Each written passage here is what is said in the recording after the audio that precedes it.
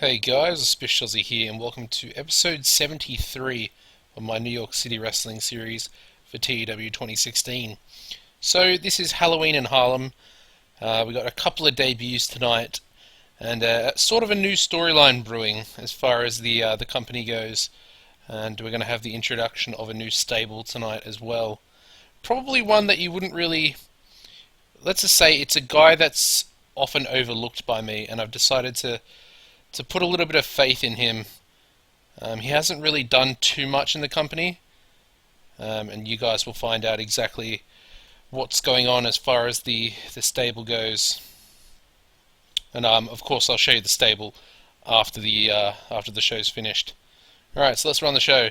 We start off with a 93A promo by Charger Siaki. Of course, he's got that big tri-state regional title match against Frosin, which has been set up for a little while. So that match will be the opening contest of the night, and it gets an 81B. So not exactly great, but still pretty respectable.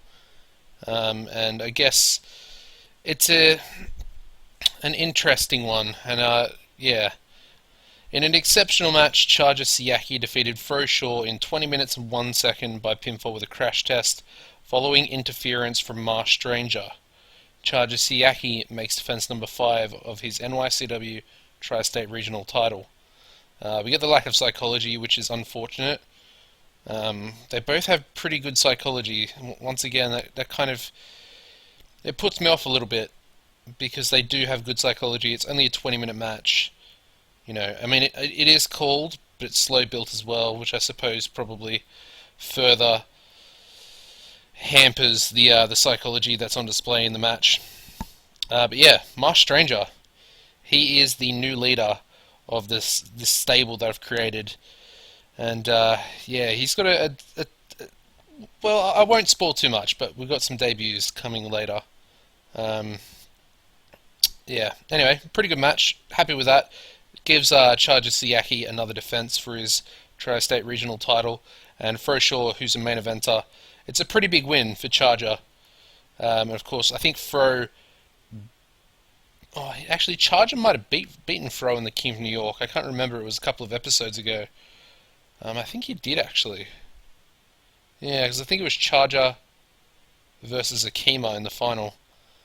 So another big win, I suppose, over Frosin there. We then go into the next angle, which is, of course, kind of a follow-up from the interference, which gets a 92A. Which I'm very impressed with. It is only rated on these two guys, their overness, Marsh Stranger and Frosin. But it's a freestyle angle. Frosin tries to defend himself after the match from Marsh Stranger. All of a sudden, two masked men appear and beat him down. And of course, we have the debut of Acid 2 and Stuntman, and they're actually a tag team. They were actually a tag team before they came to the company, and then their tag team name is Devil May Care, it's a pretty good name. I'm not going to lie, I was quite impressed by it, and it's kind of played into this whole storyline where they're now, yeah, they're going to be a stable, these three guys. But there's a lot more I've got, planned. The stable name is actually called the Downfall, so yeah, a pretty interesting name. It could have a significant meaning behind it as well, so just make sure you keep that in the back of your mind. But we have, of course, these two guys debuting. Of course, we've used Acid 2 before, hired him locally because he's a tri-state, well, he does live in the tri-state region, or is based in the tri-state, but he debuts his Mysterious gimmick, which gets an initial rating of below average, and Stuntman has debuted his Show Stealer gimmick, which got a very good. So not too bad. Acid 2, not a great gimmick there. They are both lower mid-carders at the moment, and of course they're both heels, as you would expect, aligning themselves with Marsh Stranger. So yeah, pretty good stuff. I'm really happy to. I've got some interesting plans for these three guys, and of course we haven't really had too many stables in the company before. We did have Ace of Spades, but that was kind of short-lived, and I hope that this stable will go on for a little bit longer than that one did, and will potentially lead to these two guys, who are both fairly young. Acid 2, I think, is 31 years old, and I think Stuntman's 28. So, yeah, they've still got a little bit of potential to develop their skills, and yeah, they're both actually pretty decent workers at the moment. So, yeah, some definite good tag team matches will be coming in the future. Anyway, 92A, that's a really good rating, although they're not actually rated on anything in this segment. But good stuff. We then go into a 96A star, just a franchise players menace promo. Julius Moore coming across pretty well in this segment as well. Moving on to their match, which gets a 79B, and about that had fantastic heat and great wrestling. Franchise players defeat Chess Maniac and Crimson Ghost in 10 minutes 7 seconds, when Julius Moore defeated Crimson Ghost by pinfall with a charging tackle. Franchise players make defense number 11 of their NYCW tag team titles. And yeah, Crimson Ghost was the weak link. I just decided to put these two guys together. It was a bit of a throwaway tag team match. Another defense there for the franchise players, who are pretty much the most dominant tag team we've actually had. I'm pretty sure they've kind of surpassed the Ring Generals, apart from the fact that the Ring Generals are multiple time champions, tag team champions, and of course the Ring Generals also have been the COT World Tag Team Champions as well, with the Confederation of the Territories. So yeah, pretty interesting here. I just wanted to see if these two had any type of chemistry. They don't, so I guess we'll kind of just continue to use Chess Maniac as a singles wrestler for the future. Crimson Ghost, he's pretty good. I'm not too sure what we're going to do with him. I would have loved for them to have actually been a tag team. I feel like they fit well together with their look. They kind of look like a tag team. Anyway, still a pretty good match there. Moving on to a 78B, just the unexpected, which is Akina Brave and Brett London. Of course, London is Akina Brave's protege, so a similar type deal going on that we kind of had with Emmanuel Bryant and Steve Flash in the past. Brett London was very underwhelming, which you would kind of expect. Akima's a main eventer. London's I think he's only just gotten to the mid-card status, so yeah, not too bad. Still 78B, it's not horrible. We then go into an 80B match, which is of course with Brett London, and about that had superb wrestling and great heat. Logan Wolfsbane defeated Brett London in 11:55 by submission with a Boston Crab, and they have great chemistry together, so yeah, it's pretty good. 80B is definitely a really good rating for both of these guys. Another thing to mention, Logan Wolfsbane is really good. He has, I don't want to say he's flown under the radar, but he kind of has, because I haven't really utilized him properly, and he's a very, very good wrestler, very good worker. So yeah, I've been starting to give him a few wins, and we'll see where he goes. But yeah, I do like him. And he has a pretty bad record in the company, so I'm going to try and turn that around just a little bit. But yeah, Brett London is improving in Rumble skills as well. Moving on to the next segment, which gets a 95A star. Bear Bukowski cutting a menace promo on his opponent tonight, which will be Matty Faith. And yeah, gets the crowd hotter. Actually, I believe the last match was the cooldown match as well, between Brett London and Logan Wolfsbane, so an 80B cooldown match. Interesting. And then this match gets a 95A star. Okay, I wasn't expecting that. Rightio. In an exceptional match, Bear Bukowski defeated Matty Faith in 25 minutes 29 seconds by submission with a bear trap after blatantly cheating. Yeah, just a tainted win here over Matty Faith. Non-title match, of course, and Matty Faith is improving in performance skills.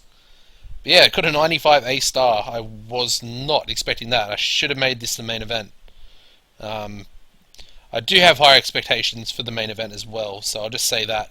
It is actually a 30-minute match. Hopefully we don't get penalised for any psychobabble that would pop up, because in theory both the guys have like B+ psychology in the main event, so it should be pretty good. Anyway, 95A star, that's ridiculous. Moving on to a 92A. Dean Waldorf makes a spectacular over-the-top entrance. And the main event of the evening gets an 88B+. Okay. Definitely shouldn't have made this the main event. Yeah, Bukowski and Matty Faith are ridiculous. Anyway, in an exceptional match, Marsh Stranger defeated Dean Waldorf in 30 minutes and 9 seconds by submission with the Cobra Clutch after interference from Acid 2. During the match, we also had Stuntman run in and attack Waldorf. So yeah, Devil May Care once again kind of getting involved, trying to help Marsh Stranger, who looks to be the leader of this stable, although it's kind of unconfirmed. But who else is around, if that makes sense? I guess more, as I've said, more will be revealed in the coming episodes. So make sure you kind of stay tuned, because, like I said, we've got some big plans. Anyway, the main event, I mean, it's not great. Still, 88B+ is a good rating. But when you get a 95A star in the card, you're kind of at least expecting something sort of similar for the main event. And with these two guys, I mean, Dean Waldorf, he's not as over as he once was. I think he's hovering around a low B at the moment. And I think Stranger's he's usually got like a B+, like an 83, 84 B+, somewhere around there. So I kind of expected a little bit better than this, but again, at the same time, I think 88 is probably a bit of a fair rating considering where these two guys are at the moment. But yeah, Marsh Stranger is also improving in his performance skills, which is good to see. And yeah, good stuff. Happy with that. I think we'll actually pre-book a match in for the next event. We do have the Hall of Fame ceremony, which will be the next episode. Actually, why don't we do that? We'll make it, because it is going to involve the two people. I may as well spoil it now. But the next Hall of Fame ceremony, we will be inducting the Ring Generals. They're both kind of getting on a bit. 36 years old. I think they're both 36. Yeah. And they're both really good. And to be fair, Dean's actually now a mentor for Shadrach Pulver, the Pulverizer. So he's kind of at that age where he's, by the game terms, he's pretty old. And in a few years, he could potentially be on time decline. So I feel like we should get them in. They're pretty much, like I said, the most decorated tag team we have in NYCW. And yeah, I think that they definitely deserve to be in our Hall of Fame. Albeit, I kind of would more prefer it to be at the end of their careers. Whereas they're still going to have quite a few years with us. So yeah, anyway. So they will be versing Devil May Care, due to the interference that these two new guys have actually run. So their first ever match, well, I'll probably use them on the main event shows, but their first high-profile match at an actual pay-per-view / event, whatever you want to call it, will be against the Ring Generals at the Hall of Fame ceremony, where the Ring Generals are being inducted. So yeah, potentially they could, spoil the whole party. We'll just have to wait and see how that goes. But yeah, okay, not too bad. The overall show rating gets a 90A, not too bad. I think if the main event was the Bear Bukowski match, it probably could have gotten a lot higher. But I'm very, very happy with a 90A. I feel like that's exactly what we kind of want at the moment. So I think I'll go Bear, and we'll go Matty, Faith, and then who else? I kind of want to go Logan Wolfsbane. I think I will. We'll go Logan. We'll tell these guys that they're all awesome. Actually, I think Frosin is actually a little bit pissed off at me, so I think I'll go Frosin. He wasn't too happy about taking the pinfall to Charger Siaki, so I think that's probably going to benefit like me as far as having to give bonuses out to Fro a little bit more than it would be praising Logan Wolfsbane. I mean, I actually know that Logan had a really good performance. I don't exactly need to tell him that. But we'll check these emails here. Just Zoe Amos extending her deal. I am still contemplating bringing in a women's division. Don't get me wrong. I feel like if I start a women's division now, I could potentially lose some of those women that I build up before we turn cult. Because essentially what I want to do is I want to get the women in my women's division, I want to get all of them on really long contracts for, minimal wages, for like 2,000 or less for most of them. And put them on like 8-year deals and just have them be the cornerstone of my actual division. And we'll see what would happen with that. Whereas if I bring them in now, potentially they will get over because I'll be booking them, and I can essentially at this point in the game I know how to get people over quite well. And if I get them over, their wages are just pretty much going to skyrocket. By the time it become cult, they're all going to be wanting multiple thousands per month. So I think it's probably best if I just wait a little while. We don't have too long to go. We are at 37 importance in the New England region, and we're still only 63 popularity in the tri-state, with 62 importance there as well. We are 38 popularity in New England as well. Unfortunately, that has dropped a little bit as far as the regional importance goes. I'll just show you here.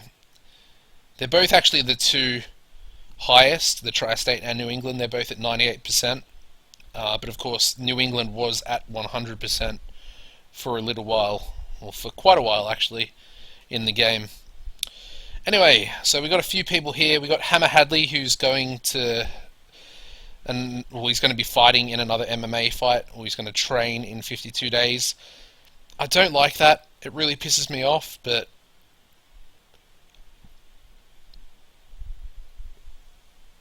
I don't know. I guess there's just nothing you can really do about that. I kind of want to release him, but I don't know. I suppose I just have to put up with it. Looking at the titles, the Empire title, we still only have the one defense for Bukowski because I'm kind of saving him for the big match with Akina Brave, which will be an very interesting title match. I'm not sure because I kind of want Akina Brave to win the title, and I don't really want to have. I mean, yes, Bukowski's title reign has been quite long, but he's only got one defense, and I feel like that's. I mean, we've kind of done it before with Spencer Spade, Bulldozer Brandon Smith. There were a few people that had not short reigns, but minimal defense reigns, and I don't really like that. I prefer them to have, 10. Even 5 for Dean was pretty small, but he, of course, is a tag team wrestler as well, and he had both titles at that time as well. So, yeah, I don't know. I want them to have many defenses. I feel like it looks better. I mean, you look at the tag team titles, we've got 11 defenses for franchise players. We've got 5 now for Charger Siaki with the Tri-State Regional as well. I just feel it looks a lot better. It really does. It just looks a lot better. We're going to do an auto push here to everyone. We'll have a little look at these guys. We'll have a look at Acid 2. He's pretty good. He's lacking in psychology a little bit. If I'd brought him in earlier, he probably would have been a lot better because he was unemployed for quite a while. If I have a look at his employment history. As you can see, when it says NYCW and just a month, that means we only brought them in for, obviously, that month. But, of course, it being a local contract, it's only the one appearance. So, yeah, since 2019, he was kind of unemployed to the point where we're at now in September of 2021. So, yeah, his popularity, it's okay. It's not too bad, 37, which is up 1 point. He was a little bit higher before, but we can easily get him back to that sort of point. Doesn't really have too much as far as his entertainment abilities. He's just pretty much going to be a tag team wrestler, along with his partner, Stuntman, who is 29 now. I think he might have been 28 when I first brought him in. but he's pretty good as well. Again, lacking in psychology, but he's a little bit better in the ring as far as his top row of stats go. Again, can't really talk, but I don't really want these guys to be talking. Marsh Stranger is going to be the mouthpiece of the stable. He also has another sort of gimmick called Simon Ice, which is essentially his name. He's a British worker.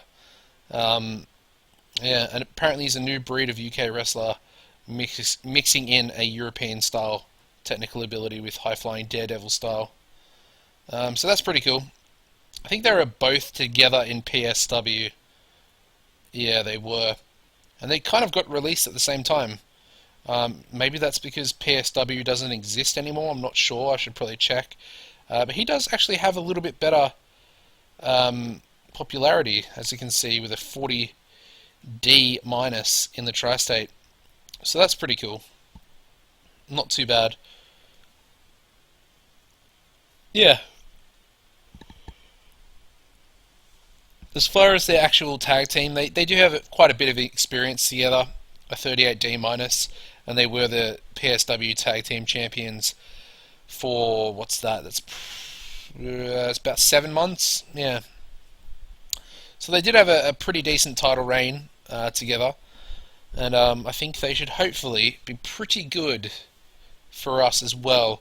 Apart from, the only thing that worries me is their psychology.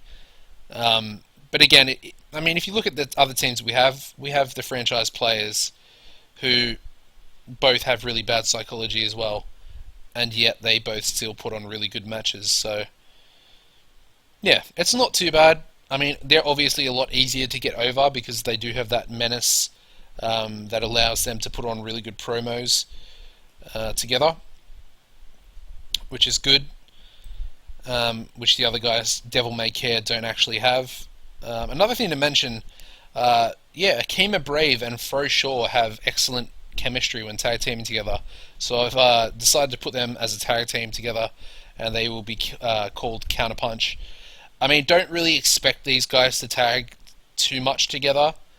It was kind of just one of those things where I saw that they had excellent chemistry, and I was like, oh, okay, you know, we may one day have sort of a tag team tournament, something like that, potentially.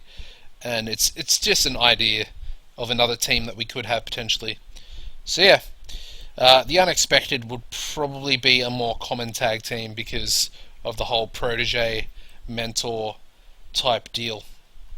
Anyways, guys, that's pretty much going to wrap this episode up. I'm trying to work on the storylines. This one was actually like at an F+, so I've been working kind of pretty hard to get that back to a decent level. And it's up to a 55C minus, which is good to see. Anything else I really need to go over? Not really, but the next event will of course be the Hall of Fame ceremony. Can't speak today for whatever reason. But yeah, so that'll be in 2 weeks' time, so not a lot of build to that. And of course, I've already spoiled who the inductees will be, and of course will be the Ring Generals.